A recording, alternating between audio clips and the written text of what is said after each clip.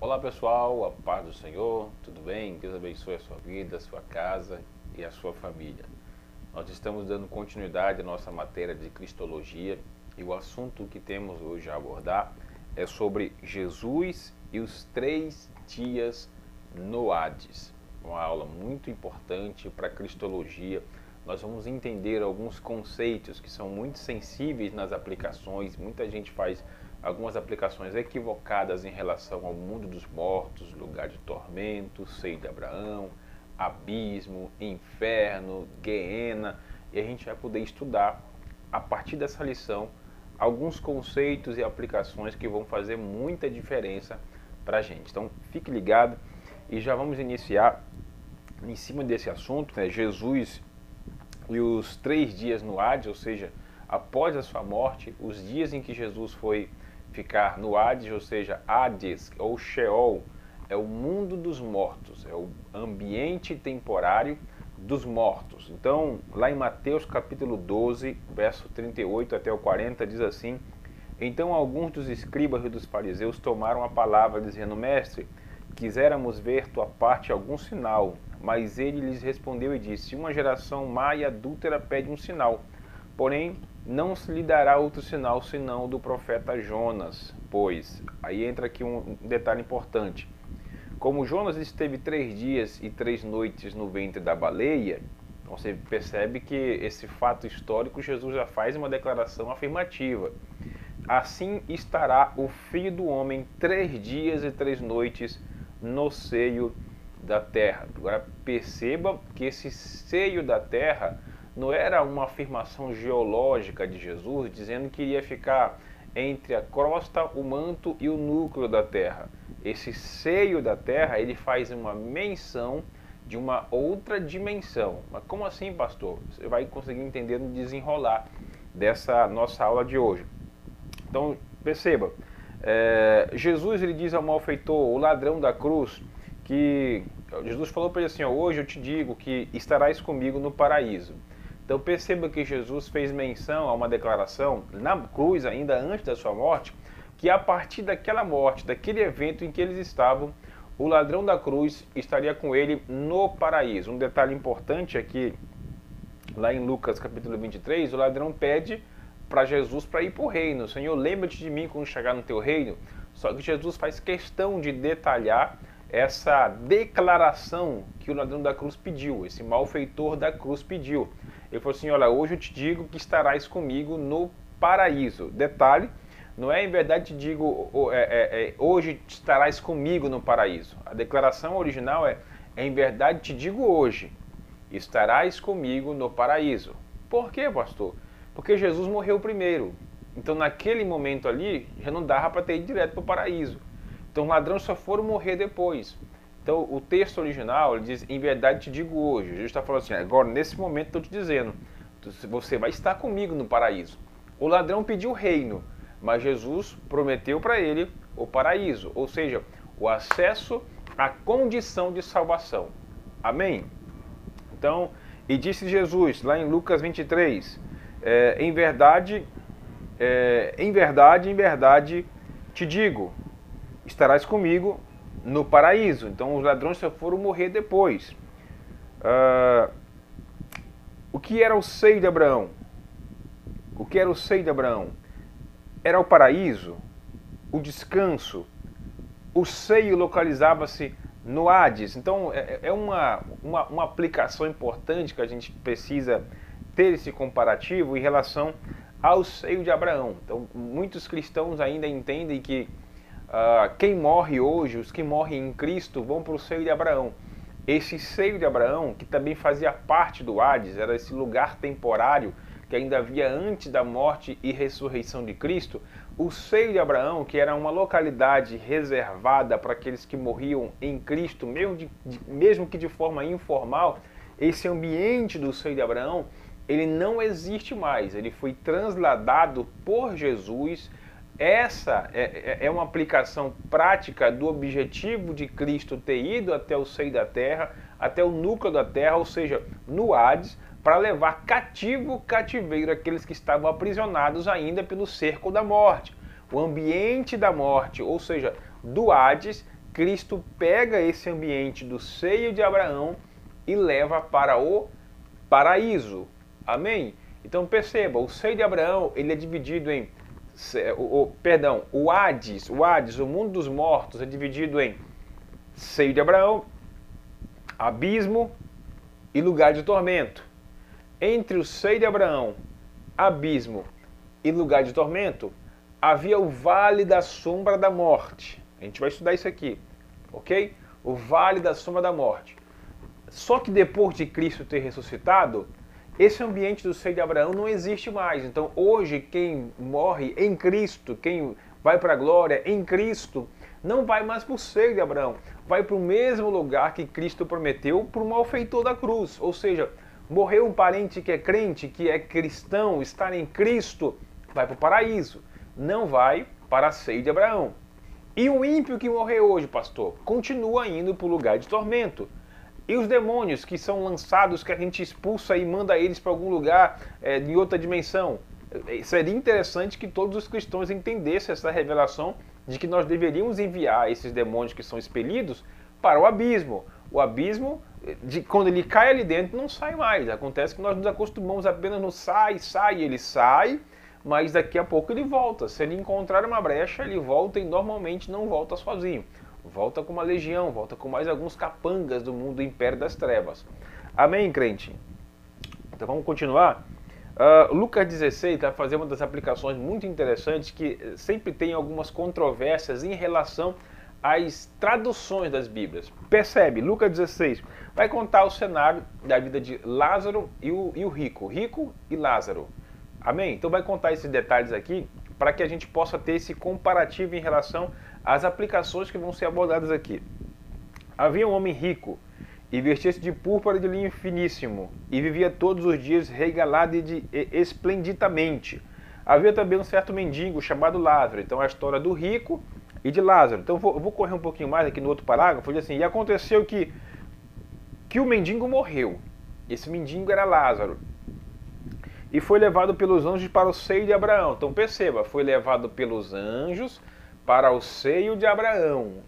Então perceba que após a morte, os anjos vão conduzir para algum lugar a alma da pessoa. Por quê? Porque o corpo, na tricotomia, corpo, alma e espírito, o corpo do indivíduo, todo o corpo do ser humano, ele vai para a sepultura. Alguns têm dinheiro e vão cremar, né? Mas é para a sepultura. O corpo físico, a matéria, vai para a sepultura. O espírito, segundo Eclesiastes capítulo 12, volta para Deus, porque o espírito é o elo de ligação entre Deus e os homens. E a alma que é a personalidade do indivíduo, é que há essa incógnita, se ele vai ou para o paraíso ou vai para o lugar de tormento. Antes de Cristo, era a seio de Abraão para aqueles que morriam em Cristo. Depois de Cristo ter morrido e ressuscitado, todos os cristãos, os que estão em Cristo, vão para o paraíso. E os ímpios continuam indo para o lugar de tormento. E é um anjo que vai conduzir, igual a Polícia Federal. O camarada morreu, quando a alma dele for, pelo menos para o portal do Hades, vai ter um anjo lá para te receber, para te conduzir para o paraíso. Lembra quando Davi falou assim, ainda que eu andasse pelo vale da sombra da morte, esse vale é terrível, mas um anjo vai te conduzir até que você possa chegar no paraíso. É um acesso que o anjo vai conduzir. E o ímpio?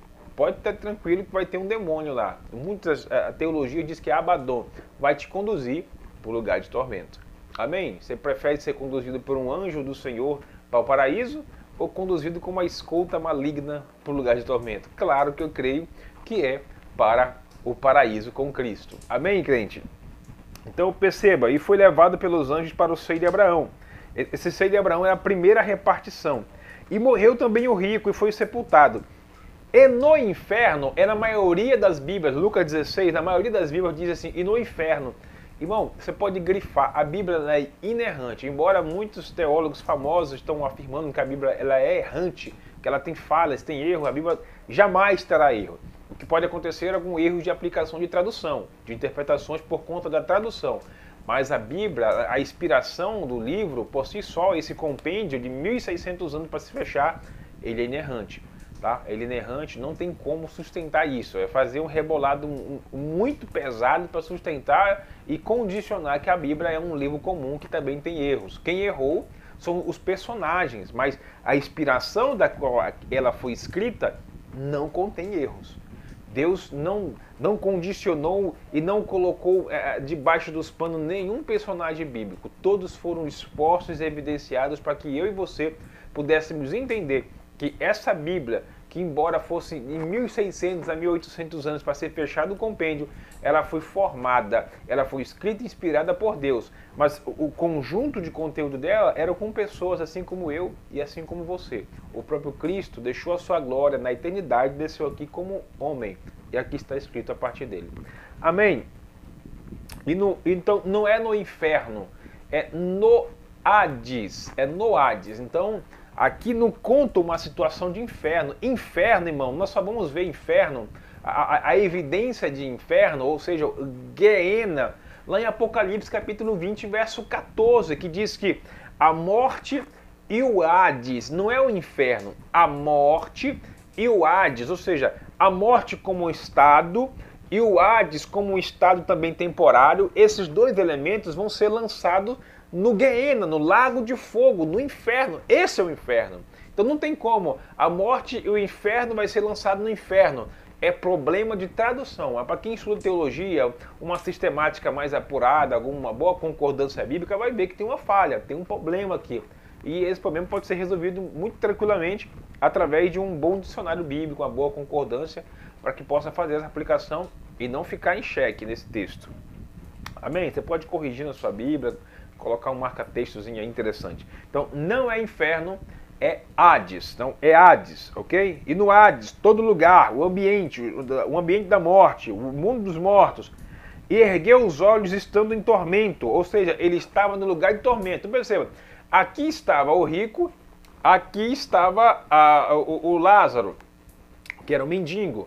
Lázaro mais aqui, e aqui estava o rico. O rico teve que erguer os olhos, ou seja, nesse ambiente do seio de Abraão e do lugar de tormento, havia uma diferenciação de estatura, ou seja, de altura. Esse aqui estava mais erguido, esse aqui mais embaixo.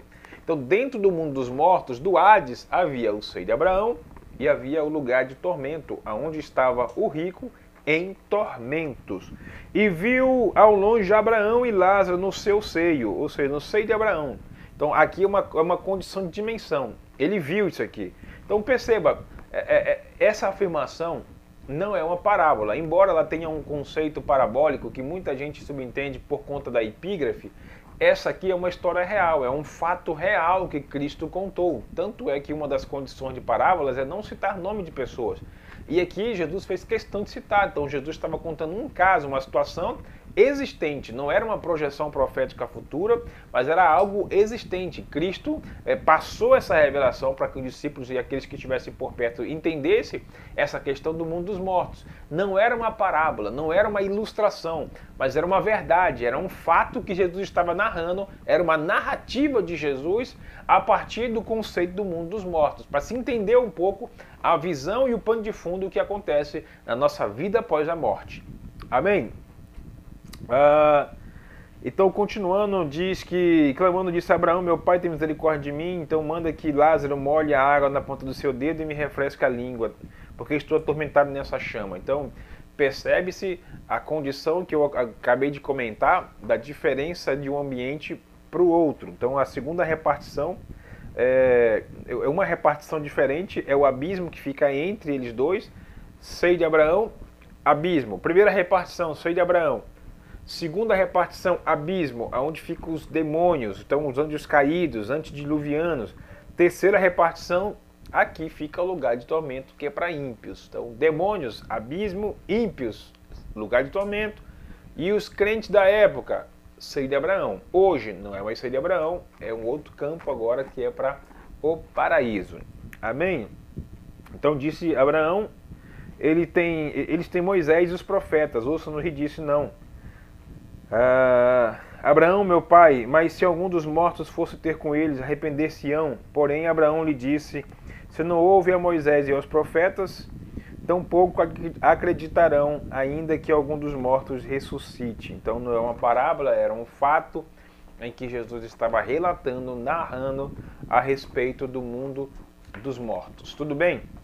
Então, dando continuidade a essa questão do mundo dos mortos, vamos perceber que Jesus tinha que resgatar, reaver e recuperar a chave da vida e da morte que estava em poder de Satanás.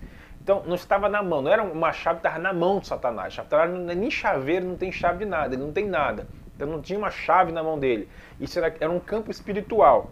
Essa chave ela é espiritual, é um campo espiritual, uma dimensão espiritual. Ela foi entregue a Cristo não lá no Hades, mas na cruz. Então, na cruz, quando Cristo venceu, a morte Cristo venceu na cruz. Não foi na sepultura e não tampouco no Hades. Quando Cristo desceu no Hades, já desceu glorificado, já desceu vencedor, porque ele venceu a morte na cruz. Na cruz ele venceu a morte, porque morreu sem pecado. A vitória vem assim, quando nós conseguimos resistir o pecado. Cristo resistiu o pecado e venceu a morte na cruz do Calvário. Então, entenda isso. Você vai ter as suas vitórias em Cristo quando vencer as tentações do inimigo a partir do pecado que é proposto para você. Você vence isso na sua cruz, no seu Calvário pessoal, no seu deserto pessoal. Cristo venceu tudo isso na cruz. Não foi depois de morrer. Foi no ato da crucificação, ele venceu e não pecou. Aí estava a vitória de Cristo. E já desceu no Hades com a vitória, vitorioso. Não desceu para pegar a chave da mão de Satanás, quem nem é chaveiro, não tinha chave nenhuma. Cristo já venceu com autoridade, porque venceu na cruz. Amém? Você pode dar um glória a Deus aí? Então Jesus teria que estar primeiro com a posse dessa chave em mãos, para depois entrar no Hades. E não entrar no Hades sem a chave para depois pegar. Não fazia sentido Jesus entrar lá como se estivesse entrando escondido por alguma janela, alguma brecha, para tentar encontrar dentro do Hades Satanás escondido por lá. Cristo já entrou com essa chave, que estou falando de uma condição espiritual. Não tinha um chaveiro para abrir lá, irmão. Cristo já entrou com essa legalidade, com essa autoridade dentro do Hades, porque venceu. Aonde? Se era necessário uma legalidade, como se fosse algo documental, né, documental, ele venceu isso lá na cruz. Não foi dentro do campo do Hades. Na cruz, Cristo venceu e desceu com toda a liberdade de acesso. Amém? Então perceba, para uma aplicação prática para a gente, quando você vencer os pecados com a sua cruz, no seu Calvário, você vai ter acesso a coisas espirituais na vida, vivendo isso, em princípio, em obediência, e a autoridade de Deus vai estar sobre a sua vida. Então, Colossenses 2,13 diz assim: e quando vós estivéis mortos nos pecados e na circuncisão da vossa carne, vos vivificou juntamente com ele, perdoando-vos todas as ofensas. Perceba aqui o conceito das ofensas. Havendo riscado a cédula que era contra nós nas suas ordenâncias. Ou seja, Cristo agora vence a morte e delega, ele risca essa cédula que era contra nós. A morte nos prendia no Hades. Hoje a morte não nos limita mais ali. Cristo venceu e nós temos acesso, ele levou cativo tudo isso para o paraíso. Então, nas suas ordenanças, a qual de alguma maneira nos era contrária, e atirou do meio de nós, cravando na cruz. A vitória foi lá. E despojando os principados e potestades, os expôs publicamente, e deles triunfou em si mesmo. Ou seja, Jesus Cristo esteve no Hades a caminho de 3 dias. O caminho de 3 dias. Ele foi tirar os justos que estavam no lugar provisório chamado Seio de Abraão, que eu relatei agora há pouco, e os levou para o lugar de descanso final e eterno, conhecido como a Nova Jerusalém Celestial. Amém, crente? Então, essa Nova Jerusalém Celestial ainda não é o ambiente, o campo das bodas do Cordeiro que vai acontecer no arrebatamento. Tudo bem? Não é. Então, todo esse povo que está lá vai vir para cá. Então vai ter o seu corpo de novo renovado para ser transformado e juntos estaremos, juntos, sob as nuvens, ao encontro com Cristo, para ser recebido para as bodas do Cordeiro. Então nós não vamos encontrar um povo já lá. Esse povo que está lá vai vir para que nós possamos ir junto. Amém? Então vamos lá. E a arca do concerto do Senhor. Jesus Cristo, a arca do Senhor, foi lá no Hades, no seio de Abraão, para libertá-los. Cristo Jesus foi ao seio de Abraão para libertar aqueles que estavam presos e limitados pelo mundo dos mortos. A arca do concerto, e a arca do concerto do Senhor caminhou diante deles caminho de 3 dias para lhe buscar o lugar de descanso. Isso está lá em Números 10, 33, no verso B. É uma projeção profética do que iria acontecer. Você percebe Cristo, a Bíblia é cristocêntrica. Você sempre vai perceber sombra de Cristo, rastro de Cristo por todo o Antigo Testamento. Não faz sentido no Antigo Testamento sem ter Cristo. Você vê a evidência real do Antigo Testamento em Cristo, no Novo Testamento. Então, os motivos da descida de Jesus Cristo ao Hades. O primeiro motivo, Jesus Cristo foi ao paraíso, ao seio de Abraão. Para quê? Jesus Cristo foi proclamar e revelar-se como Messias. Então, ele foi lá no seio de Abraão para revelar-se como Messias. Jesus não desceu lá para pregar salvação. Não tinha no mundo dos mortos não tem salvação, irmão. A salvação, essa condição, está agora em vida. Então Cristo não desceu no seio de Abraão para pregar um novo evangelho. Ele desceu para evidenciar e proclamar e revelar-se como Messias.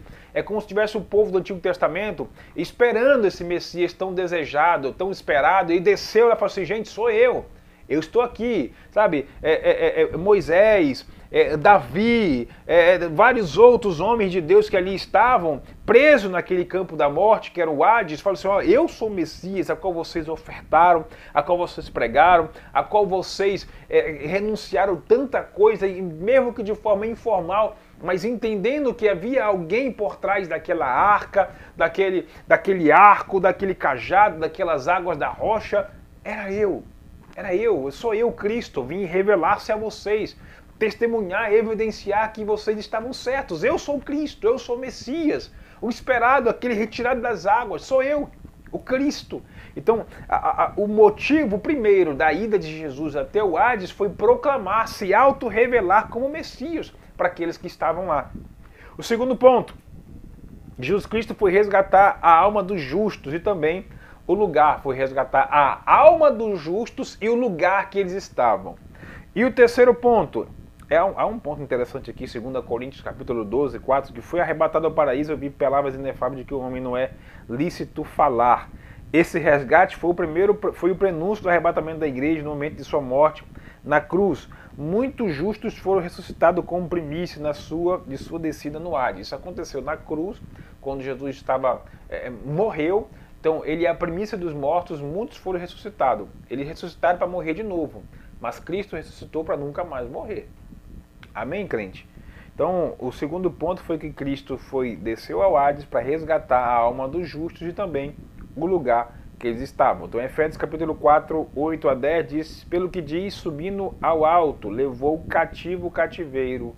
Então, esse cativo o cativeiro, ele levou com ele o seio de Abraão. Não foi o Hades, ele levou o seio de Abraão com ele. Então, hoje, nesse estado que estamos, lá no Hades, que ainda existe, não existe mais o seio de Abraão. Ficou um breu ali, um buracozão lá, então existe o abismo e o lugar de tormento. O seio de Abraão não existe mais, ali não. Agora, o seio de Abraão foi convertido em um paraíso, na nova Jerusalém celestial de Deus, onde os cristãos, aqueles que estão em Cristo, estão. Aqueles que vão descansar, que partiram para a glória, estão para lá. De fato, bem melhor do que nós aqui na terra, porque estão em Cristo. Não há coisa melhor do que estar em Cristo. Tanto nessa vida quanto na outra, o segredo é estar em Cristo. Estar em Cristo. Leia a palavra, você está em Cristo. Ore, você está em Cristo. Louve, você está em Cristo. Adore e você estará em Cristo. Amém? Então, o outro ponto, Jesus Cristo foi ao lugar de tormento, também ele foi ao lugar de tormento para poder evidenciar a sua descida. E o terceiro aqui diz que isso foi no primeiro dia.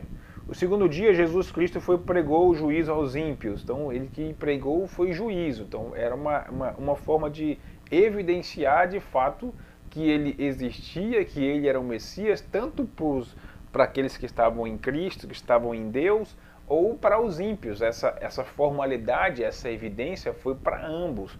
Então, nesse segundo dia que Cristo desceu, que foram 3 dias, no segundo dia ele também desceu para pregar juízo aos ímpios. Então, o texto de 2 Coríntios diz: porque para Deus somos o bom cheiro de Cristo, nós que se salvam e nós que se perdem.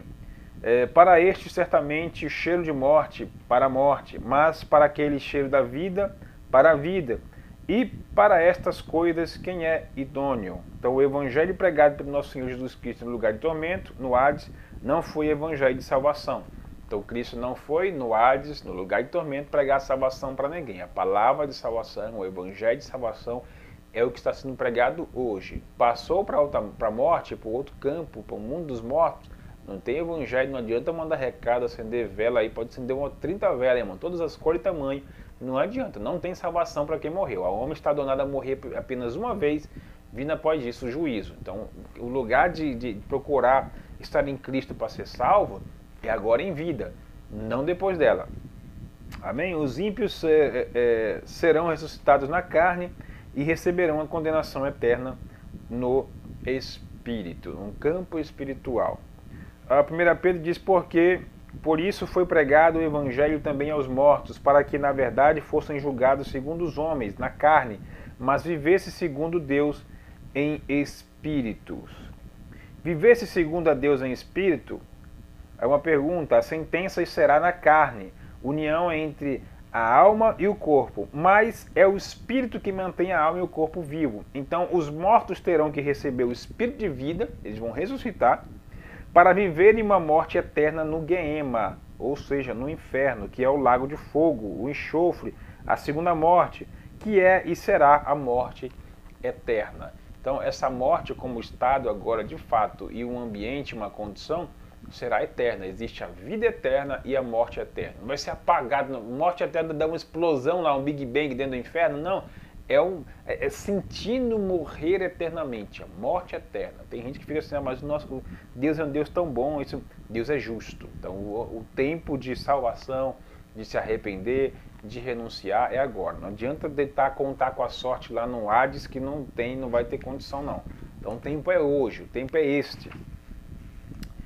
O terceiro dia Jesus Cristo foi ao abismo. Ele foi no seio de Abraão, foi no lugar de tormento e também foi ao abismo. Jesus Cristo foi ao abismo, foi proclamar juízo aos espíritos, ou seja, aos anjos caídos, aos demônios. 2 Pedro diz o seguinte, 1 Pedro 3,19, no qual também foi e pregou aos espíritos em prisão. Há uma prisão, esse abismo é uma prisão.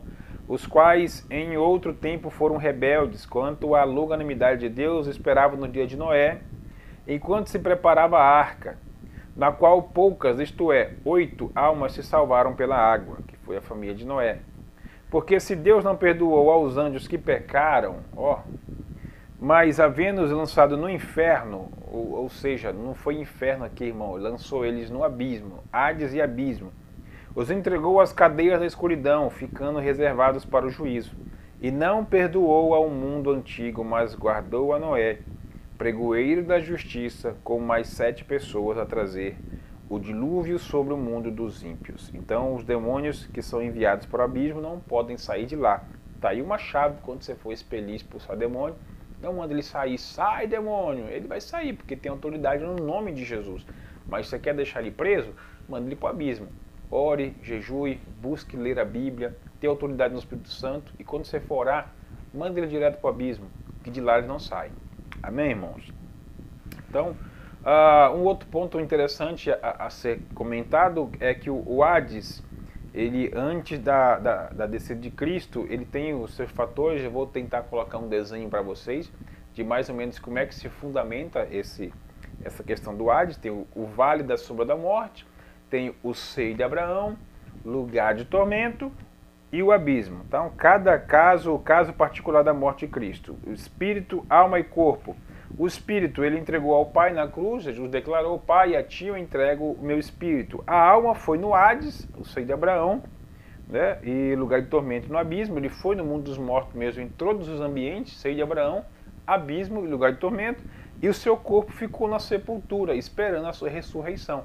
Durante os 3 dias o corpo ficou lá na sepultura, mas a alma estava no Hades. E o espírito voltou para o Pai. Ele declarou isso: Pai, a ti eu entrego o meu espírito. Amém?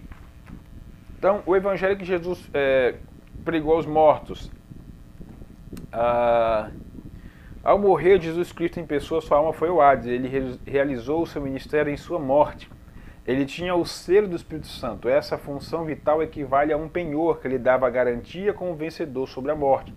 Pois a morte não tem poder contra Cristo, porque o poder da morte está no pecado, porque o salário do pecado é a morte. Mas Cristo não pecou, então ele tinha autoridade, o penhor de descer aonde ele quiser, o ambiente que ele quisesse, ele tinha acesso à legalidade, porque não pecou. Percebe, você já começou a pensar, se você começar a viver uma vida restringindo os pecados que você comete até hoje, renunciando, se afastando? A nossa natureza é uma natureza pecaminosa, isso é uma célula que está em nós, no campo espiritual. Mas os atos de pecado você pode renunciar, você pode negar, você pode rejeitar, você pode fugir do pecado. Então, não, eu já sou pecador, então vou pecar. Isso não existe. A natureza é pecaminosa, isso aqui vai se acabar, é por causa do pecado, corrompido, deformado. Mas a nossa conduta, o nosso comportamento, os nossos atos é o que interessa. Você pode restringir, você pode começar a diminuir, daqui a pouco você vai renunciar, você vai se afastar disso e vai estar liberto. E Deus vai te dar chave de autoridade para acessar outros níveis de relacionamento com Ele. O segredo está em renunciar àquilo que nos afasta de Deus. Amém? Então, o novo nascido não fica no Hades. O novo nascido é tipificado no Antigo Testamento como a circuncisão, o pacto de Abraão. A antiga aliança trouxe a circuncisão e a lei. A nova aliança trouxe o novo nascimento e o selo do Espírito Santo. Jesus, ao nascer, já nasceu nascendo de novo. Nasceu do Espírito. Isso é o novo nascimento. Isso que acontece hoje quando o ímpio, ele conhece, reconhece Jesus, ele aceita Jesus, ele tem um novo nascimento e um pacto agora de selo no Espírito. Então perceba que a aceitação, a confissão e o batismo, que não é o banho da piscina da igreja, mas é um ato que começa aqui dentro, você recebe o selo do Espírito Santo. Amém, crente?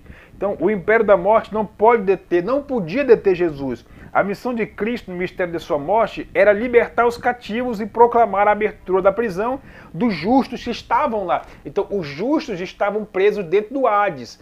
Presos porque a morte sustentou aquele mundo, porque a morte condicionava-se através do pecado, mas aquele que não pecou desceu ali com a autoridade vencida na cruz e levou cativo o cativeiro os justos que estavam no seio de Abraão. Você pode dar uma glória a Deus aí, que é lindo demais. Ninguém podia sair do Hades a não ser pela ressurreição. Só Cristo teve esse acesso. Só Cristo teve essa experiência de vencer a morte, descer no Hades, levar cativo o cativeiro, apregoar a justiça tanto aos ímpios quanto aos espíritos.